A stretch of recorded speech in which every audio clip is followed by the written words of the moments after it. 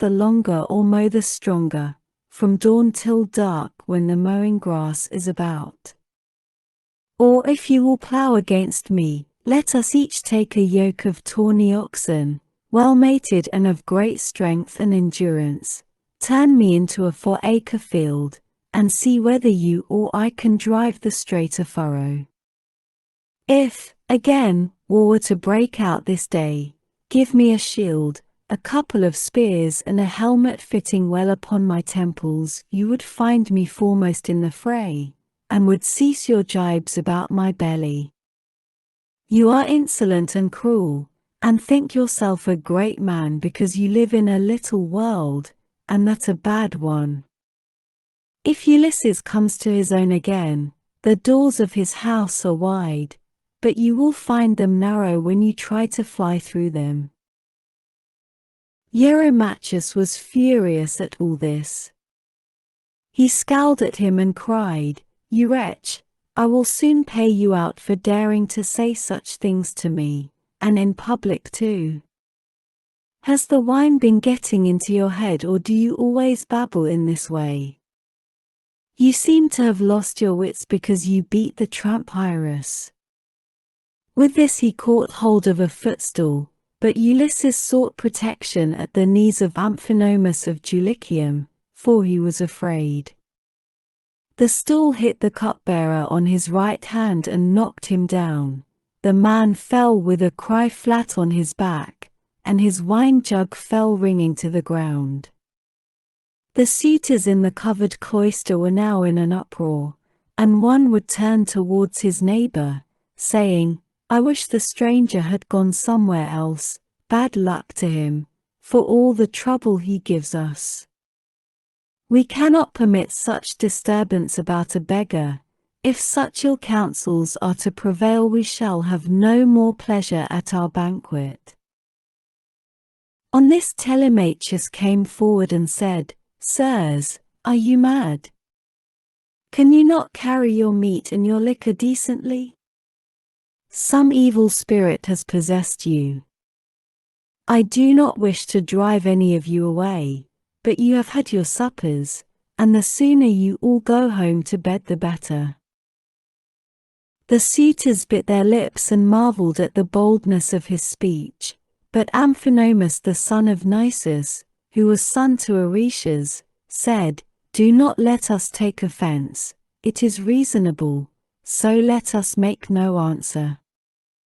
Neither let us do violence to the stranger nor to any of Ulysses' servants. Let the cupbearer go round with the drink offerings, that we may make them and go home to our rest. As for the stranger, let us leave Telemachus to deal with him, for it is to his house that he has come." Thus did he speak, and his saying pleased them well. So Mulius of Dulichium, servant to Amphinomus, mixed them a bowl of wine and water and handed it round to each of them man by man, whereon they made their drink offerings to the blessed gods. Then, when they had made their drink offerings and had drunk each one as he was minded, they took their several ways each of them to his own abode. Book 19. Telemachus and Ulysses remove the armor. Ulysses interviews Penelope. Euryclea washes his feet and recognizes the scar on his leg. Penelope tells her dream to Ulysses. Ulysses was left in the cloister, pondering on the means whereby with Minerva's help he might be able to kill the suitors. Presently he said to Telemachus, "Telemachus, we must get the armor together and take it down inside. Make some excuse when the suitors ask you why you have removed it. Say that you have taken it to be out of the way of the smoke, inasmuch as it is no longer what it was when Ulysses went away, but has become soiled and begrimed with soot. Add to this more particularly that you are afraid Jove may set them on to quarrel over their wine, and that they may do each other some harm which may disgrace both banquet and wooing, for the sight of arms sometimes tempts people to use them." Telemachus approved of what his father had said, so he called nurse Euryclea and said, "Nurse, shut the women up in their room, while I take the armor that my father left behind him down into the storeroom. No one looks after it now my father is gone, and it has got all smirched with soot during my own boyhood. I want to take it down where the smoke cannot reach it." "I wish, child," answered Euryclea, "that you would take the management of the house into your own hands altogether, and look after all the property yourself. But who is to go with you and light you to the storeroom?" The maids would have done so, but you would not let them. "The stranger," said Telemachus, "shall show me a light. When people eat my bread they must earn it, no matter where they come from." Euryclea did as she was told, and bolted the women inside their room. Then Ulysses and his son made all haste to take the helmets, shields, and spears inside, and Minerva went before them with a gold lamp in her hand that shed a soft and brilliant radiance, whereon Telemachus said, "Father, my eyes behold a great marvel. The walls, with the rafters, crossbeams, and the supports on which they rest are all aglow as with a flaming fire. Surely there is some god here who has come down from heaven." "Hush," answered Ulysses, "hold your peace and ask no questions, for this is the manner of the gods. Get you to your bed, and leave me here to talk with your mother and the maids. Your mother in her grief will ask me all sorts of questions." On this Telemachus went by torchlight to the other side of the inner court, to the room in which he always slept.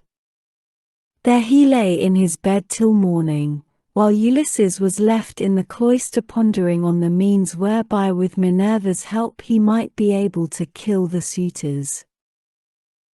Then Penelope came down from her room looking like Venus or Diana, and they set her a seat inlaid with scrolls of silver and ivory near the fire in her accustomed place. It had been made by Icmalius and had a footstool all in one piece with the seat itself, and it was covered with a thick fleece. On this she now sat, and the maids came from the women's room to join her. They set about removing the tables at which the wicked suitors had been dining, and took away the bread that was left, with the cups from which they had drunk. They emptied the embers out of the braziers, and heaped much wood upon them to give both light and heat.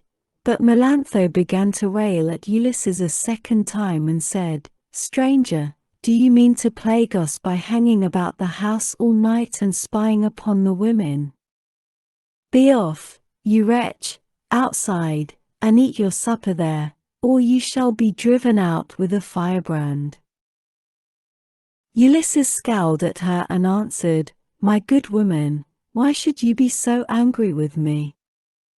Is it because I am not clean, and my clothes are all in rags, and because I am obliged to go begging about after the manner of tramps and beggars generally? I too was a rich man once, and had a fine house of my own. In those days I gave to many a tramp such as I now am, no matter who he might be nor what he wanted.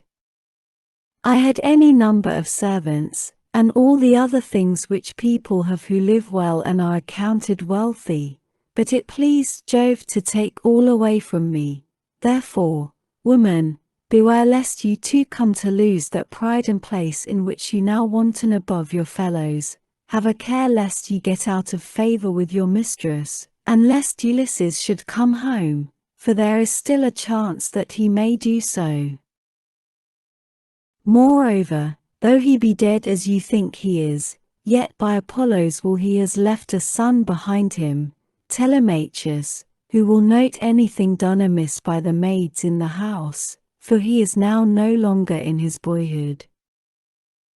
Penelope heard what he was saying and scolded the maid. "Impudent baggage," said she, I see how abominably you are behaving, and you shall smart for it. You knew perfectly well, for I told you myself, that I was going to see the stranger and ask him about my husband, for whose sake I am in such continual sorrow. Then she said to her head-waiting woman Eurynome, Bring a seat with a fleece upon it, for the stranger to sit upon while he tells his story, and listens to what I have to say. I wish to ask him some questions. Eurynome brought the seat at once and set a fleece upon it, and as soon as Ulysses had sat down, Penelope began by saying, Stranger, I shall first ask you who and whence are you? Tell me of your town and parents. Madam, answered Ulysses, who on the face of the whole earth can dare to chide with you? Your fame reaches the firmament of heaven itself. You are like some blameless king, who upholds righteousness, as the monarch over a great and valiant nation. The earth yields its wheat and barley, the trees are loaded with fruit, the ewes bring forth lambs, and the sea abounds with fish by reason of his virtues, and his people do good deeds under him. Nevertheless, as I sit here in your house, ask me some other question and do not seek to know my race and family, or you will recall memories that will yet more increase my sorrow. I am full of heaviness, but I ought not to sit weeping and wailing in another person's house, nor is it well to be thus grieving continually. I shall have one of the servants or even yourself complaining of me, and saying that my eyes swim with tears because I am heavy with wine. Then Penelope answered, Stranger, heaven robbed me of all beauty, whether of face or figure, when the Argives set sail for Troy and my dear husband with them. If he were to return and look after my affairs, I should be both more respected and should show a better presence to the world. As it is, I am oppressed with care, and with the afflictions which heaven has seen fit to heap upon me. The chiefs from all our islands, Dulichium, Same, and Zacynthus, as also from Ithaca itself, are wooing me against my will and are wasting my estate.